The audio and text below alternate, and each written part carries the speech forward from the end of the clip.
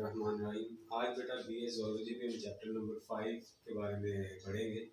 इसमें सबसे हम पढ़ते हैं रेस्पिरेशन के बारे में। जितने एनिमल्स हैं सब एनिमल्स को अपनी डेली एक्टिविटीज़ को मेंटेन करने के लिए, ग्रो करने के लिए, रिपेयर करने के लिए उन्हें एनर्जी की रिक्वायरमेंट होती है। और एनर्जी जो है वो हम जो न्यूट्रिएंट्स हम ऑब्टेन करते हैं, कार्बोहाइड्रेट्स, प्रोटीन्स, लिपिड्स, उनकी रेस्पिरेशन से हम एनर्जी हासिल करते हैं। रेस्पिरेशन दो टाइप की होती है, एरोबिक रेस्पिरेशन जो फ्री ऑक्सीजन की प्रेजेंस में हो रही होती है, और दूसरी एनारोबिक रेस्पिरेशन जो कि फ्री ऑक्सीजन की एब्सेंस में होती है। जब हम एवोल्यूशन ऑफ ग्लाइकोलाइसिस के और फर्मेंटेशन के प्रोसेस को स्टडी करते हैं तो हम ये कहते हैं कि शुरू में जब लाइफ का आगाज़ हुआ और जब यूकेरियोटिक ऑर्गेनिज्म अंडर डेवलपमेंट थे, तब एंजाइम जो थे वो these were dissolved in the cytoplasm. और साइटोप्लाज्म के अंदर क्योंकि एंजाइम डिसॉल्व थे, इसलिए साइटोप्लाज्म के अंदर फर्मेंटेशन और जो ग्लाइकोलाइसिस है, दोनों प्रोसेस आज भी साइटोप्लाज्म के अंदर ही हो रहे हैं। नंबर 2, दूसरी इसकी रीज़न ये है कि जब ये एवोल्यूशन हो रहा था तब there was no free oxygen in environment के अंदर कोई फ्री ऑक्सीजन नहीं थी। तो इन्वायरमेंट में फ्री ऑक्सीजन के ना होने की वजह से जो प्रोसेस इवॉल्व हुए वो ग्लाइकोलाइसिस का था, फर्मेंटेशन का था, जो आज भी in the absence of free oxygen हो रहे होते हैं। जब हम ग्लाइकोलाइसिस को स्टडी करते हैं तो इसमें जो रॉ मटेरियल सबसे ज़्यादा यूटिलाइज होता है वो ग्लूकोज का मालिक्यूल है। ग्लूकोज के मालिक्यूल को सबसे पहले स्टेप में कहते हैं उसकी फॉस्फोरिलेशन होती है और एक एटीपी का मालिक्यूल इस्तेमाल हो जाता है, एटीपी बनता है, जो इसमें से एक फॉस्फेट निकलेगा वो उसके कार्बन नंबर 6 के साथ, ये वाला जो है ये इसका कार्बन नंबर 6 है, इस कार्बन नंबर 6 के साथ फॉस्फेट ग्रुप ऐड हो जाएगा। इनके ग्लूकोज है, ग्लूकोज के कार्बन नंबर 6 के साथ ये फॉस्फेट ऐड हो गया है। और ये जो एडिशन ऑफ फॉस्फेट करवाई है किसने करवाई है? हेक्सोकाइनेज एंजाइम ने करवाई है, जिसकी वजह से ग्लूकोज से क्या बन गया? Glucose 6 phosphate. इनके ग्लूकोज था, ग्लूकोज में एक एटीपी मॉलिक्यूल अब इस्तेमाल हुआ, एडीपी बन गया, जो पी ग्रुप ऐड हुआ है वो किसमें हो गया? कार्बन नंबर 6 के साथ। तो ये मॉलिक्यूल किसका होगा? ये ग्लूकोज 6 फॉस्फेट का हो गया।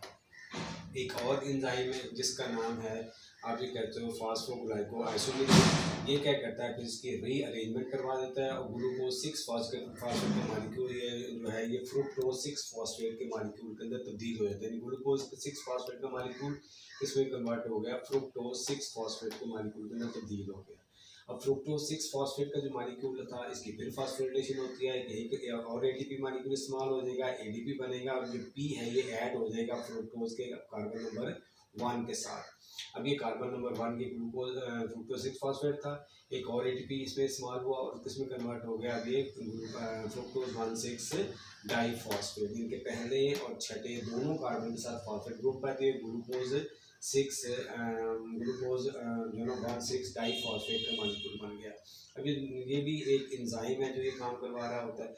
अच्छा, उसके बाद में कहते हैं कि ये ग्लूकोज 6 फॉस्फेट का जो मालिक्यूल जो फ्रुक्टोज 1,6 डाईफॉस्फेट का जो मालिक्यूल है ये अनस्टेबल होता है। इसको एक एंजाइम जिसका नाम है एल्डोलेज, ये एंजाइम इसको तोड़ देता है और तोड़कर इसमें से 3 कार्बन और एक फॉस्फेट वाले 2 डिफरेंट मालिक्यूल बन जाते हैं। एक का नाम है डीएपी, डाईहाइड्रोक्सी एसीटोन फॉस्फेट, और दूसरे का नाम है G3P, glycerol aldehyde 3 phosphate. Isomerase enzyme जो होता है वो इन दोनों को आपस में इंटर कन्वर्ट कर सकता है, क्योंकि फर्दर जो प्रोसेस होना है वो G3P ने होना है। इसलिए हम ये कहते हैं कि जितने डीएपी बनते हैं all these DAPs are converted into G3P। इसका मतलब है कोई भी डीएपी नहीं बनता, सारे के सारे G3P ग्लिसरॉल एल्डिहाइड 3 फॉस्फेट के मॉलिक्यूल बन जाते हैं। अब ये जो ग्लिसरॉल एल्डिहाइड 3 फॉस्फेट के मॉलिक्यूल बन गए हैं, फर्दर ये प्रोसेस हो रही है। तो ग्लिसरॉल एल्डिहाइड 3 फॉस्फेट का मॉलिक्यूल है ट्राइयोज फॉस्फेट डिहाइड्रोजिनेज जो एंजाइम है ये इसकी ऑक्सीडेशन करेगा। किसकी मदद से? एनएडी की मदद से। एनएडी से क्या बन जाएगा? NADH। यानी कि एक NAD इस्तेमाल हुआ, क्या बन गया? NADH बन गया। साथ इनऑर्गेनिक फॉस्फेट जो एनवायरमेंट में प्रेजेंट था वो इसमें ऐड हो गया और जो ग्लिसरॉल एल्डिहाइड 3 फॉस्फेट का मॉलिक्यूल था वो 1,3 डाईफॉस्फोग्लिसरिक एसिड या 1,3 डाईफॉस्फोग्लिसरेट में तब्दील हो गया। तो इसके 2 मॉलिक्यूल, क्योंकि 2 एक ग्लूकोज के मॉलिक्यूल से 2 G3P बने थे, तो दोनों G3P में एक प्रोसेस हो रहा है। इसका मतलब 2 1,3 डाईफॉस्फोग्लिसरेट के 1,3 डाईफॉस्फोग्लिसरिक एसिड के 2 मॉलिक्यूल बन गए। जैसे कि यहाँ पे ये बना हुआ है, क्योंकि ये पहले कार्बन के साथ भी फास्फेट जुड़ा हुआ है, तीसरे कार्बन के साथ फास्फेट जुड़ा हुआ है, तो ये 1,3 डाइफॉस्फोग्लिसरेट के 2 मॉलिक्यूल यहाँ पे बन जाते हैं। अब ये जो दोनों मॉलिक्यूल बन गए बेटा, अब इनमें जो एक फास्फेट ग्रुप है यहाँ से निकलता है, एक एडीपी मॉलिक्यूल एक एटीपी के मॉलिक्यूल के अंदर कन्वर्ट हो जाता है, इनका एक एटीपी मॉलिक्यूल यहाँ पे जनरेट हो गया। दोनों जो 1,3 डाइफॉस्फोग्लिसरेट के मॉलिक्यूल्स हैं, एक इधर और एक इधर, इसके मतलब 2 यहाँ पे एटीपी के मॉलिक्यूल जनरेट हो जाएंगे। और अब जो फास्फेट रहेगा वो सिर्फ तीसरे कार्बन के साथ रहेगा, इसको कहते हैं 3 फास्फोग्लिसरेट या 3 फास्फोग्लिसरेट एसिड। अब ये सिर्फ ये बन गया 3 फास्फोग्लिसरेट या 3 फास्फोग्लिसरिक एसिड, और इसको बनाने में फास्फोग्लिसरेट काइनेज एंजाइम ने अपना रोल प्ले किया है। उसके बाद एक एंजाइम है जिसका नाम है, आप कह सकते हो कि फास्फो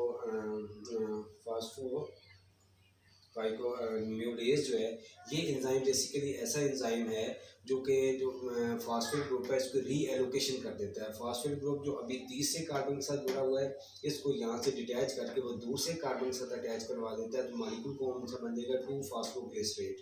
2 फास्फोग्लिसरेट या 2 फास्फोग्लिसरिक एसिड के 2 मॉलिक्यूल हासिल हो गए।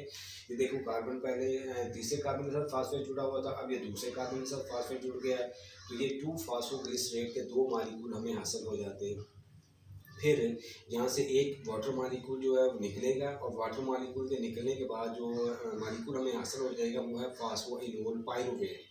2 मॉलिक्यूल फास्फोइनोल पाइरूवेट के हासिल हो गए। ये अनस्टेबल मॉलिक्यूल है, और इसको फिर पाइरूवेट काइनेज एंजाइम जो है, इसमें जो एक पी प्रेजेंट है अभी तक, ये एक और एटीपी मॉलिक्यूल जनरेट हो जाता है, और अल्टीमेटली हमें 2 पाइरूवेट के मॉलिक्यूल हासिल हो जाते हैं। इनके आप ये कह सकते हो ग्लूकोज के एक मॉलिक्यूल से हमें 2 G3P मिले, और दोनों G3P मॉलिक्यूल प्रोसेस होते चले गए हैं, और अंत में हमें 2 पाइरूवेट के मॉलिक्यूल हासिल हो गए हैं।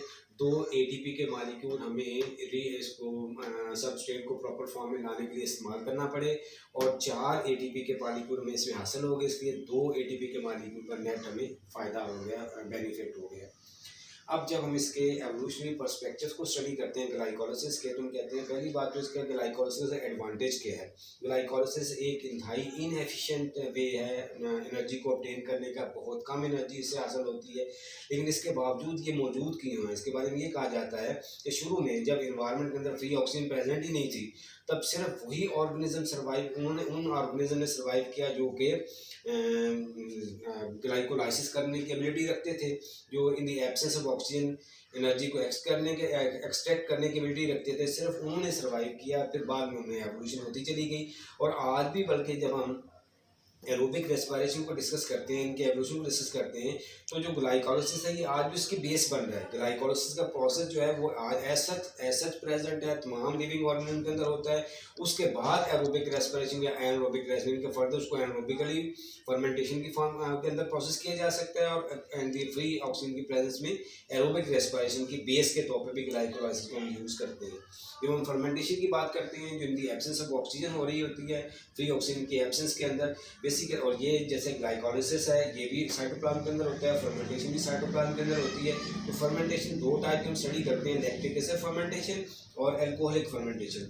लैक्टिक एसिड फर्मेंटेशन जो है अमूमन एनिमल्स के सेल्स वगैरह के अंदर हो रही होती है। इसमें जो पाइरूविक एसिड का मॉलिक्यूल है, अब इसकी रिडक्शन हो जाती है, और अल्टीमेटली हमें इससे लैक्टिक एसिड हासिल होता है। इनके इसमें से हाइड्रोजन जो है वो इलेक्ट्रॉन रिलीज होकर ऐड हो जाएंगे, तो लैक्टिक एसिड का मॉलिक्यूल हासिल होगा। लैक्टिक एसिड जब हमारे सेल्स के अंदर डिपॉजिट हो जाता है, तब हम थक जाते हैं, तब हम आराम करते हैं। तो बहुत सारी एनर्जी जो लैक्टिक एसिड के अंदर डिपॉजिट है, बहुत कम एनर्जी इसमें लिबरेट हुई है। इसी तरह सर्टेन बैक्टीरिया के अंदर, यीस्ट वगैरह के अंदर एल्कोहलिक फर्मेंटेशन हो रही होती है। एल्कोहलिक फर्मेंटेशन में जो पाइरूविक एसिड का मॉलिक्यूल है, सबसे पहले इसमें से एक कार्बन डाइऑक्साइड लिबरेट होती है, डीकार्बोक्सिलेशन हो जाती है, एसीटेट बन जाता है। फिर हम ये कहते हैं कि इसी तरह इसमें भी NADH जो है वो NAD के अंदर कन्वर्ट हो जाएंगे, और अल्टीमेटली हमें इथाइल अल्कोहल हासिल होगा, और इथाइल अल्कोहल के साथ इनके एक इथाइल अल्कोहल का मॉलिक्यूल और एक कार्बन डाइऑक्साइड का मॉलिक्यूल यहाँ पे रिलीज हो रहा है। और दूसरी बात यह है कि उसी तरह जो NAD था, वो NADH जो था, वो NAD पॉजिटिव के अंदर इसके 2 मॉलिक्यूल जो है कन्वर्ट हो जाते हैं। एल्कोहलिक फर्मेंटेशन फर्दर 2 टाइप की आप ये कह सकते हो, ऑब्लिगेट एनारोबिक बैक्टीरिया में होती है, और फैकल्टेटिव एनारोबिक भी।